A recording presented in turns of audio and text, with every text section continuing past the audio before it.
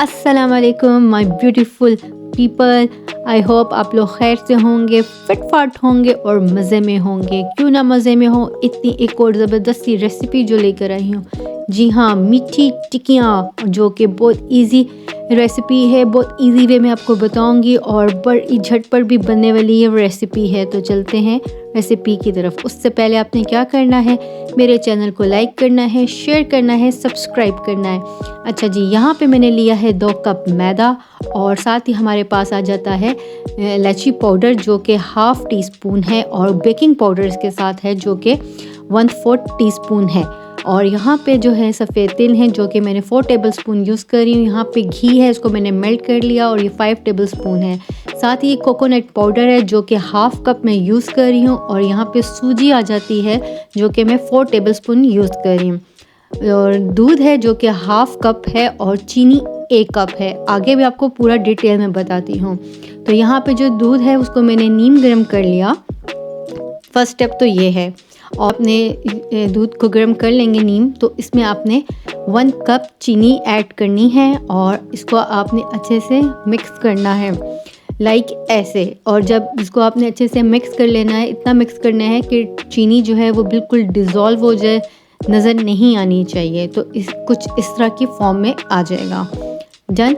Second step क्या है वो मैं आपको बताती हूँ। आपने क्या करना है, आप लोगों ने इस तरह एक बाउल लेना है बड़ा सा, और उसमें 2 कप पूरा जो है ना मैदा आपने ऐड करना है। और बहुत ज़बरदस्त से ये बनने वाली रेसिपी है।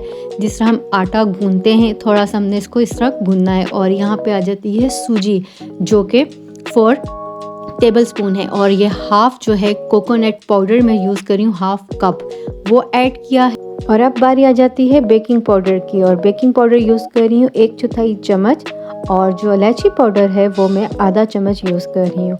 और अब बारी आ जाती है तिल की, जो कि तिल मैंने ऐड किए हैं 4 टेबलस्पून मैंने इसमें ऐड किए हैं। आपने इसमें ऑयल ऐड नहीं करना, आपने इसमें घी यूज़ करना है, और घी को आप थोड़ा सा मेल्ट कर लीजिएगा तो बेहतर है। तो यहाँ पे अच्छे से इन सब चीज़ों को, ड्राई चीज़ों को मिक्स कर लेना है, और जो घी है उसको अपना आहिस्ता आहिस्ता ऐड करना, और उसके साथ इस सब को मिक्स करना है। जिस तरह हम आटा गूंथते हैं वैसे इसको इतना गूंथना है।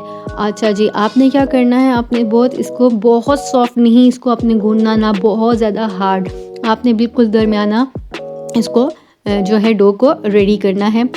ओके, तो यहाँ पे ना आ जाता है अब दूध और चीनी। हम इस चीज़ से इसको गूंदेंगे, इसको आपने थोड़ा थोड़ा ऐड करना है, और हल्के ही हाथ से आपने इसको गूंदना है, और इसको डो इसकी रेडी करनी है। तो ये बिल्कुल इस तरह रेडी हो चुकी थी, और इसको आपने रेस्ट पे 1 घंटा भी इसको रेस्ट दे सकते हैं। 2 घंटे के लिए अगर आप छोड़ेंगे तो रेस्ट पे रखेंगे तो ये बहुत अच्छा रिज़ल्ट देगा। तो मैंने इसको ऑलमोस्ट 2 आवर्स के लिए रेस्ट पे छोड़ा था, और मुझे बहुत अच्छा रिज़ल्ट मिला।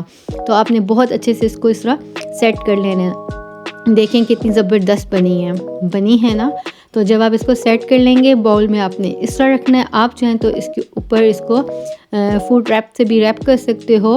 मैंने लेकिन इस तरह कपड़ा रखा, और उससे भी बहुत अच्छा मुझे रिज़ल्ट मिला। तो यहाँ पे हो गया था ये डन। और यहाँ पे ऑलमोस्ट ना 2 आवर्स गुजर चुके थे, और फिर मैंने इसको रेस्ट से हटाया और इसको अच्छे से चेक किया, और डो बिल्कुल परफेक्ट हो चुकी थी। अब क्या करना है, इसको अच्छे से एक दफ़ा फिर से सेट करना है। दोनों हाथों की मदद से इसको आप लोगों ने रोल करना है। फिर इसको 2 पार्ट में डिवाइड कर लेना है।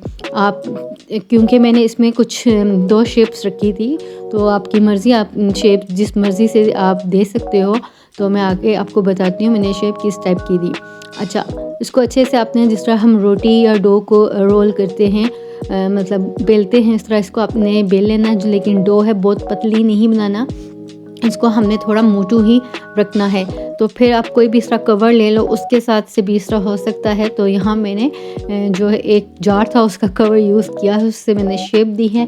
तो इस तरह आप चाहो किसी भी चीज़ से शेप दे सकते हो। नेक्स्ट भी मैं आपको दिखाती हूँ कि मैंने शेप किस चीज़ से दी है।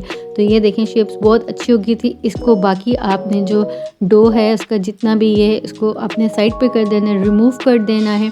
और यहाँ पे देखें शेप अगर उठ ना सक रही हो तो आप नाइफ़ की मदद से उसको आप जो है इस तरह अलग कर सकते हो। ये देखिए कितनी ज़बरदस्त शेप बनी है। तो बहुत ईज़ी रेसिपी है, बस मेन चीज़ है कि आपने डो को बहुत अच्छे से रेडी करना। और अब बारी आ जाती है फ्राई की। तो आपने फ्राई कैसे करना है, आपने पहले इसको लो फ्लेम पे ऑयल को अच्छे से प्री हीट कर लेना है। फिर उसके बाद आपने टिक्कियाँ ऐड करनी है, क्योंकि अगर हम हाई फ्लेम पे या मीडियम फ्लेम पे इसको फ्राई करेंगे तो ये बज़ाहिर तो ऊपर से ना आपको कलर दे देंगी कि बन गई हैं, गोल्डन ब्राउन होगी, तो अंदर से कच्ची ना रह जाए। तो इसलिए आपने पहले लो फ्लेम पे ही इसको ऑयल को प्री हीट करना है, फिर टिक्कियाँ ऐड करनी है और फिर आपने मीडियम फ्लेम पे इसको फ्राई करना है। इतना फ्राई करना है कि बस ये थोड़ा सा गोल्डन ब्राउन कलर आए, ज़्यादा नहीं करना तो फिर वो टेस्ट ख़राब हो जाएगा। अच्छा, जो दूसरा पार्ट मैंने डिवाइड किया था और आपको बताया था कि मैंने एक्स्ट्रा एक शेप देनी है, तो मेरे पास स्टार था, तो मैंने सोचा कि क्यों ना स्टार की टिक्कियाँ बनाई जाएँ। तो मैंने कुछ शेप दी हैं और अभी आपको दिखाती हूँ। और जब ये फ्राई हुई हैं तो ये बहुत प्यारी लग रही थी। तो स्टार जो है ना वो इस तरह के बन चुके थे और अभी आपको मैं दिखाऊंगी इसको मैंने किस तरह फ्राई किया है। तो ऑयल भी अच्छा खासा थोड़ा सा ही था, तो मैंने जैसे इसको इसमें डिप किया और ये बड़े मज़े से इसकी कलर भी आने शुरू हो गया था। और अभी आप देखिएगा कि मैं इनका जो एक कलर है वो कितना खूबसूरत आया और इतनी ये माशाल्लाह से फूली भी है और बहुत क्रिस्पी क्रिस्पी बनी है और यमी यमी बनी है। तो आप लोग इसको ज़रूर ट्राई कीजिएगा रेसिपी को, इंशाल्लाह देखिएगा बहुत मज़े की बनेगी।